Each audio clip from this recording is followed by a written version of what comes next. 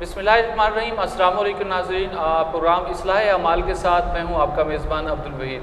آپ کا بہت شکریہ پہلا پروگرام پسند کرنے کے لیے۔ آج کا جو عنوان رکھا گیا ہے وہ ہے تکبر۔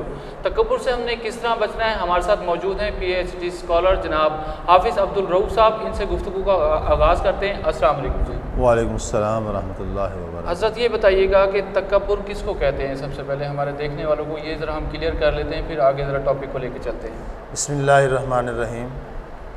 امام راغب اصفہانی رحمۃ اللہ تعالی علیہ اپنی کتاب مفردات امام راغب میں فرماتے ہیں، یر الانسان نفسہ اکبر من غیرہ، یعنی انسان کا اپنے آپ کو دوسرے سے افضل سمجھنا۔ اب ہم دیکھیں تو اس تعریف میں دو چیزیں جمع ہیں۔ نمبر ایک، خود کو افضل سمجھنا دوسرے سے، اور دوسری چیز ہے دوسرے کو حقیر جان رہے ہیں۔ جب یہ دو چیزیں جمع ہوں گی تو تکبر ہوگا۔ اگر ایک چیز ہے، مثلا کوئی بندہ دوسرے کو تو حقیر نہیں جان رہا مگر اپنے آپ کو افضل سمجھ رہا ہے، یہ تکبر نہیں ہے۔ اسے اردو میں کہتے ہیں خود پسندی۔ یہ ایک الگ سے موضوع ہے، انشاءاللہ اس میں ہم بات کریں گے۔ جو انسان تکبر کرتا ہے نا، اسے کہتے ہیں متکبر۔ ایک لفظ آپ نے سنا ہوگا غرور۔ جی جی، غرور و تکبر یہ لفظ اکثر بولا جاتا ہے، تو ان کا ایک ہی معنی ہے۔ غرور کا ویسے معنی ہوتا ہے دھوکہ، انسان دھوکے میں آ جاتا ہے، تو یہ تکبر کا شرعی مفہوم ہے۔ صحیح فرمایا۔ اچھا یہ بتائیے گا قرآن و حدیث میں تکبر کی مذمت کس طرح بیان کی جا سکتی ہے؟ دیکھیں سورہ نحل کے اندر اللہ تعالیٰ نے ارشاد فرمایا ہے، اِنَّهُ لَا يُحِبُّ الْمُسْتَكْبِرِينَ، کہ بے شک اللہ جو ہے وہ تکبر کرنے والوں کو پسند نہیں فرماتا۔ یعنی جس شخص کے اندر یہ آگے آنا میں افضل ہوں، دوسرا بندہ حقیر ہے۔ اب سارے انسانوں کو اللہ تعالیٰ نے بنایا ہے، جی بالکل، انسان ہونے کے اعتبار سے سارے برابر ہیں۔ ہاں اگر کسی کا عمل اچھا ہے تو اسے اچھا کہا جائے گا۔ تو یہ اللہ تعالیٰ کا فرمانا اِنَّهُ لَا يُحِبُّ الْمُسْتَكْبِرِينَ، کہ بے شک اللہ تکبر کرنے والوں کو پسند نہیں فرماتا۔ یہ قرآن کے اندر واضح آ گیا ہے۔ صحیح۔ اسی طرح حدیث پاک کے اندر بھی موجود ہے۔ حضرت عبداللہ بن مسعود رضی اللہ تعالیٰ عنہ سے ایک حدیث پاک مروی ہے، وہ فرماتے ہیں کہ حضور صلی اللہ علیہ وآلہ وسلم نے ارشاد فرمایا کہ جس بندے کے دل میں رائی کے دانے کے برابر تکبر ہوگا نا، وہ جنت میں داخل نہیں ہوگا۔ دیکھیں یہ قرآن اور حدیث کے اندر تکبر کی مذمت آ گئی ہے کہ اب ہر انسان کو سوچنا چاہیے کہ ہم نے اس سے بچنا کیوں ہے، کتنا ضروری ہے۔ صحیح فرما رہے ہیں۔ آج کل کے معاشرے کے اندر یہ جو تکبر جیسی بیماری ہے، وبا کہہ سکتے ہیں اس چیز کو، جی، وہ عام ہوتی جا رہی ہے۔ جی جی اس کے اوپر ہم نے کس طرح قابو پانا ہے؟ اور یہ بتائیے گا کون سی علامات ہیں جو انسان کے قلب کے اوپر حاوی ہو جاتی ہیں اور اپنی طرف اس کو کھینچنا شروع کر دیتی ہیں؟ کس طرح ہم اس سے بچ سکتے ہیں؟ دیکھیں سب سے پہلے تو علامات کا پتہ ہونا چاہیے کہ تکبر کی علامات کون کون سی ہو سکتی ہیں۔ سب سے پہلے تو یہ ہے کہ جس بندے کے اندر تکبر آ جاتا ہے نا، صحیح فرما رہے ہیں۔ وہ خود چل کر کسی کے پاس نہیں جائے گا، ٹھیک ہے۔ وہ اس سے اپنی توہین سمجھتا ہے کہ میں چل کے کیوں جاؤں، میرے پاس کوئی آئے۔ میں عہدے کے اندر اعلیٰ ہوں، مال کے اندر اعلیٰ ہوں۔ تو یہ سب سے پہلی چیز یہ ہے کہ متکبر شخص جو ہے وہ کسی کے پاس چل کے نہیں جائے گا۔ دوسری بات یہ ہے کہ جو تکبر کرنے والا شخص ہے نا، وہ کبھی کسی کو پہلے سلام نہیں کرے گا۔ وہ ہر وقت اس انتظار میں رہتا ہے کہ لوگ مجھے سلام کریں، میں کیوں کروں، میں تو مال میں اس سے زیادہ ہوں، عہدے میں بڑا ہوں۔ اس کے برعکس حضور صلی اللہ علیہ وسلم کی زندگی دیکھیں۔ حضرت انس رضی اللہ تعالیٰ عنہ سے ایک حدیث پاک مروی ہے، وہ فرماتے ہیں کہ حضور صلی اللہ علیہ وآلہ وسلم جب گلی محلے سے گزرتے نا، بچوں کو بھی سلام میں پہل کرتے تھے۔ یہ ہمارے نبی کا طریقہ ہے۔ تو تکبر کرنے والا کبھی بھی پہلے سلام نہیں کرے گا۔ اچھا ایسی ایک علامت یہ بھی آ جاتی ہے بندے کے اندر کہ وہ کسی محفل میں بیٹھے ہوئے نا، کوئی بندہ آ گیا ہے، وہ اس کے ادب و احترام میں کھڑا نہیں ہوگا، کیونکہ وہ اپنے آپ کو اس سے اعلیٰ سمجھ رہا ہے اور وہ اسے مصافحہ کرنا پسند نہیں کرے گا۔ وہ یہ چاہے گا یہ بندہ میرے پاس چل کے آئے، مجھے یہاں ملے، میں کیوں ملوں بھائی۔ تو یہ تکبر کی چند علامات ہیں۔ اسی طرح اور بھی بہت ساری علامات ہو سکتی ہیں۔ مثلا وہ اکثر اس کا طریقہ یہ ہوتا ہے متکبر شخص کا کہ وہ جب گفتگو کر رہے ہوتے ہیں نا، دوسرے بندے کو جھڑک دیتا ہے، بھئی اس کی کوئی اہمیت ہے ہی نہیں۔ اچھا اس سے کوئی نصیحت کی جائے وہ نصیحت قبول نہیں کرتا، جو بھی نصیحت کر لیں وہ نصیحت قبول نہیں کرے گا۔ تو یہ چند علامات ہیں جو میں نے آپ کے سامنے، اس کے علاوہ بھی بہت ساری علامات جو ہیں وہ ہو سکتی ہیں۔ تو صحیح فرمایا آپ نے۔ یہ بتائیے کہ حافظ صاحب کہ کون کون سی چیز تکبر کا سبب بن سکتی ہے، ہمیں اس سے کس طرح نجات حاصل ہو سکتی ہے؟ اس میں چند چیزیں ہیں جن کو مد نظر رکھنا ضروری ہے۔ سب سے جو پہلی اور اہم چیز ہے نا وہ علم ہے، کہ جب کسی کے پاس زیادہ علم آ جائے تو یہ تکبر کا سبب بن سکتی ہے۔ یہ علم دیکھیں، شیطان جو ہے اسے معلم الملکوت کہا جاتا تھا، اللہ کی بڑی اس نے عبادت کی۔ اللہ تعالیٰ نے ارشاد فرمایا وَإِذْ قُلْنَا لِلْمَلَائِكَةِ اسْجُدُوا لِآدَمَ فَسَجَدُوا إِلَّا إِبْلِيسَ أَبَىٰ وَاسْتَكْبَرَ وَكَانَ مِنَ الْكَافِرِينَ۔ اللہ تعالیٰ فرما رہا ہے اور ہم نے کہا فرشتوں سے تم سجدہ کرو آدم کو، فَسَجَدُوا، سب نے سجدہ کیا، إِلَّا إِبْلِيسَ، مگر ابلیس شیطان نے سجدہ نہیں کیا۔ ابا واستکبر، اس نے انکار کیا اور تکبر کیا، وکان من الکافرین، اور وہ کافرین میں سے ہو گیا۔ اب اللہ تعالیٰ نے فرمایا بھی تو نے سجدہ کیوں نہیں کیا؟ جو مفسرین نے لکھا ہے اس کا مفہوم عرض کر رہا ہوں۔ اس نے کہا جی یا اللہ تو نے اس کو مٹی سے بنایا ہے، مجھے آگ سے، میں اس سے اعلیٰ ہوں۔ اب دیکھیں اس کے پاس علم تھا، علمی دلائل اس نے پیش کی۔ اب یہ علم جو ہے اس کے لیے وبال بن گیا، یعنی اس کے اندر تکبر آ گیا۔ تو اللہ تعالیٰ نے فرمایا فَخْرُجْ مِنْهَا فَإِنَّكَ رَجِيمٌ، تو نکل جا یہاں سے، مردود ہے۔ وَإِنَّ عَلَيْكَ لَعْنَتِي إِلَىٰ يَوْمِ الدِّينِ، قیامت تک تجھ پر لعنت برستی رہے گی۔ اب دیکھیں اگر کسی کو اللہ تعالیٰ نے علم دیا ہے تو وہ یہ نہ سمجھے کہ باقی سارے لوگ جاہل ہیں، پاگل ہیں، بلکہ اس کو علم کی اشاعت کے لیے کام کرنا ہے، لوگوں کو بتانا ہے، نہ کہ وہ غرور تکبر کے اندر مبتلا ہو کے بیٹھ جائے اور اپنے آپ کو دوسروں سے اعلیٰ سمجھنے لگ جائے۔ یہ پہلی چیز ہے جو تکبر کا سبب بن سکتی ہے، اور ہم نے اس سے کیسے بچنا یہ بھی آپ نے سنا۔ دوسری چیز عمل ہے۔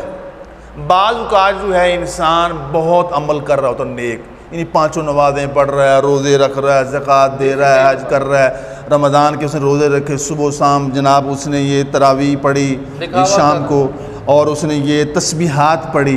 اچھا جب یہ سارا کچھ کر لیتا ہے نا، اب اس کے دل کے اندر شیطان وسوسہ ڈالتا ہے، دیکھ تو اس محلے کا سب سے نیک بندہ ہے، صحیح فرمایا، کیوں تو نے سارے روزے رکھ لیے ہیں، تو نے ساری نمازیں پڑھ لی ہیں، اور یہ تو ایسے ہی لوگ، ان کو کیا پتہ تو نیک بندہ ہے۔ یہیں سے شروع ہوتا ہے۔ تو یہ عمل جو ہے، پہلی بات ہم عمل کرتے ہی نہیں ہیں، اگر کر لیں شیطان اس کو دکھاوا بنا کے، تکبر بنا کے پیش کرتے ہیں۔ جیسے کہ واقعہ جو ہے حضور صلی اللہ علیہ وسلم نے بڑے واقعات بیان کیے ہیں نصیحت کے لیے۔ ایک میں عرض کرتا ہوں چھوٹا سا واقعہ تو لمبا ہے، اس کو مختصراً اس کا مفہوم عرض کرتا ہوں۔ حضرت ابو ہریرہ رضی اللہ عنہ سے وہ مروی ہے کہ حضور صلی اللہ علیہ وسلم ارشاد فرماتے ہیں کہ 2 دوست تھے، ایک تھا عبادت گزار، ایک تھا گناہ گار، جسے ہم کہتے ہیں بدکار۔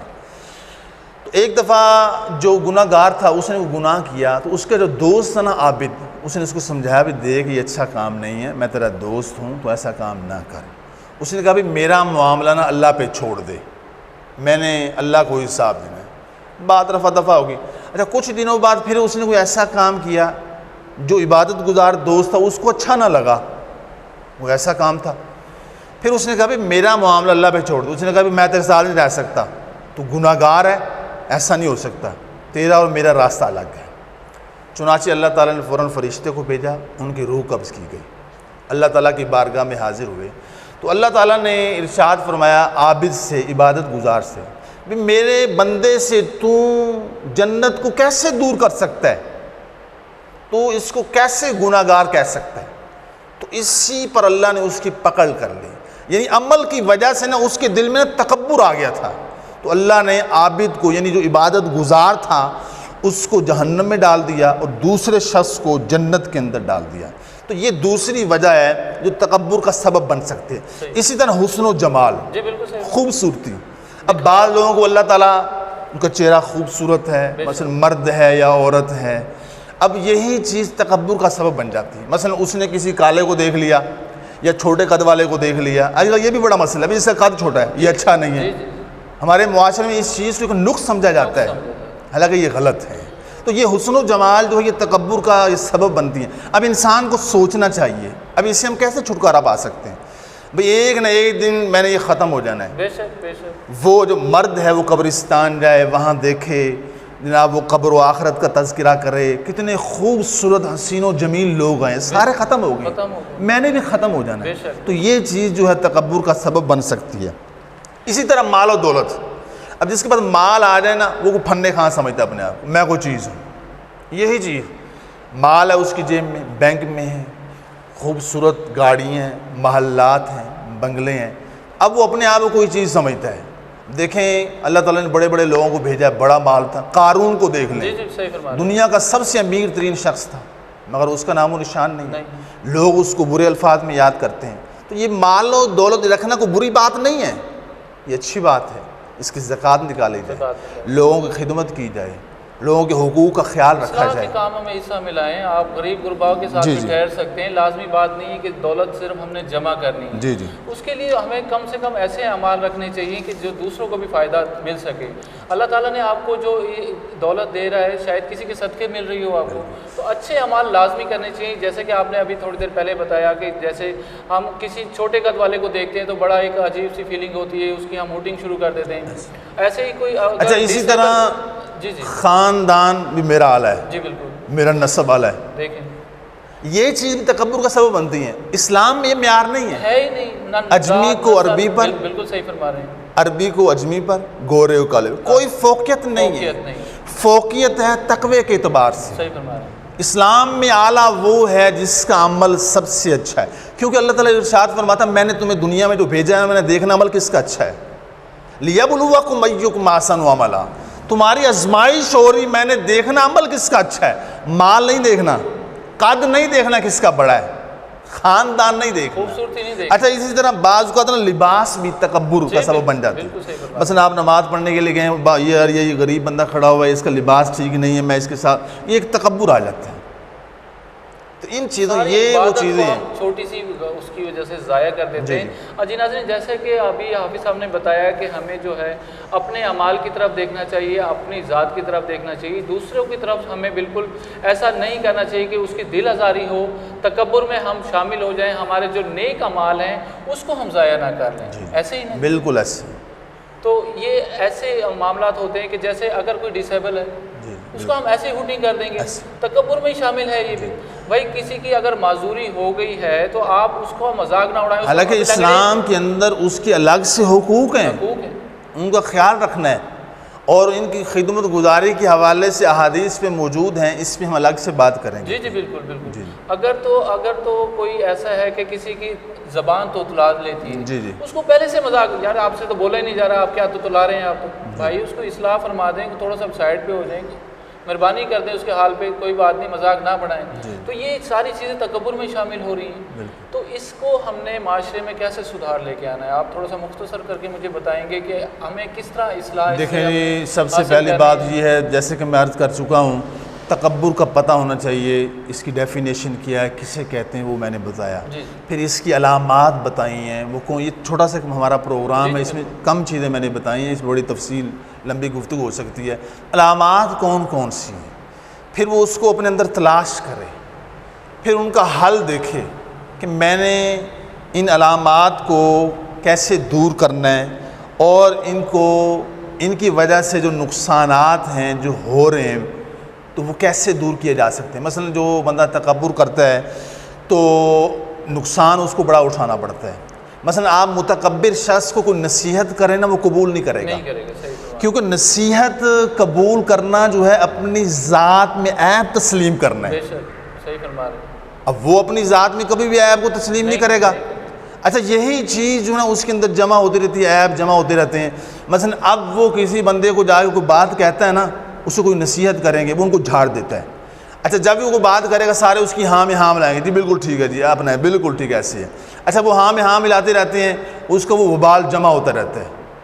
اب اس کی پیٹھ پیچھے لوگ جو ہیں اس کے منفی جو پہلو ہیں اس کو بیان کرتے ہیں. یہ سب سے بڑا نقصان جو ہے تکبر کرنے والے کے لیے یہ ہے.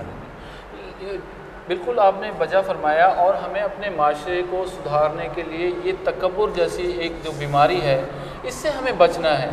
تو ناظرین کو کوئی ایک ایسا پیغام دیں ہمارے دیکھنے والوں کو، اور پروگرام بہت آپ کا یہ پسند کیا جا رہا ہے، جیسے کہ کئی لوگوں نے ہمیں SMS بھی کیے اپنے سوالات کے حوالے سے، پروگرام کو پسند کرنے کے حوالے سے، ان سب جتنے بھی ہمارے ساتھ لوگ جڑے ہوئے ہیں SMS کر رہے ہیں، ان کا ہم بہت زیادہ دل کی عطا گہرائی سے شکر گزار ہیں کہ انہوں نے ہمارا پروگرام کو پسند کیا۔ ثواب کی نیت سے ہم کر رہے ہیں، آپ بھی اس کو دیکھ رہے ہیں، اللہ پاک آپ کا دیکھنا اور ہمارا یہاں سے پروگرام کرنا قبول فرمائے۔ چھوٹا سا ایک میسیج دیں جی تکبر کے حوالے سے، جو آج کا ہم نے پروگرام رکھا، ہمیں اس سے کس طرح بالکل نجات حاصل کر لینی چاہیے آج کل کے ڈیجیٹل کے معاشرے کے اندر؟ بالکل، اگر مختصر آپ کہتے ہیں، وہ حضور صلی اللہ علیہ وسلم کا بہت ہی پیارا خوبصورت طریقہ یہ ہے کہ سلام میں پہل کرو۔ سبحان اللہ، کہ جو بندہ سلام میں پہل کرتا ہے نا، تکبر سے بری ہو جاتا ہے۔ یہ ایک عام طریقہ ہے۔ آپ چاہتے ہیں کہ دل سے تکبر ختم ہو جائے، جو بھی بندہ آتا ہے ملتا ہے، چھوٹا ہے بڑا ہے مالدار ہے غریب ہے جیسا بھی ہے، وہ جیسے آپ پہلے سلام اس کو کریں اور مسکرا کر ملیں۔ سبحان اللہ، یہ ایک عام سی چیز ہے کہ اگر ہم اس کو رائج کر لینا، اس سے بہت سارے فوائد جو ہیں ہمیں مل سکتے ہیں۔ بہت شکریہ جی آپ کا ٹائم دینے کے لیے۔ جی ناظرین، یہاں پر ہمیں جو سبق حاصل ہوا، حافظ صاحب نے جو بتایا مختصر سا، کہ ہمیں سلام میں پہل کرنی چاہیے، تکبر جیسی بیماری ہمیں اپنے قلب سے نکال کے باہر پھینک دینی چاہیے۔ اسلام جو ہے ہمیں جو ہے خوش اخلاقی کا مظاہرہ کرنے پر مجبور کرتا ہے، اور ہم آج کل کے دور میں اس سے بالکل دور ہوتے جا رہے ہیں۔ پروگرام کرنے کا مقصد یہ ہے کہ ہم اس پہ زیادہ سے زیادہ عمل کریں۔ آپ اپنے پروگرام کے اس حصے میں آپ سوال کر سکتے ہیں، کمنٹس کر سکتے ہیں، ہمارا پروگرام کیسا لگا اس کو بھی آپ ضرور بتائیے گا، اس کو زیادہ سے زیادہ شیئر کریں۔ یہاں سے ہم آپ سے لیں گے اجازت، اگلے پروگرام تک کے لیے اپنا اور اپنے دوستوں کا بہت زیادہ خیال رکھے گا۔ اللہ حافظ۔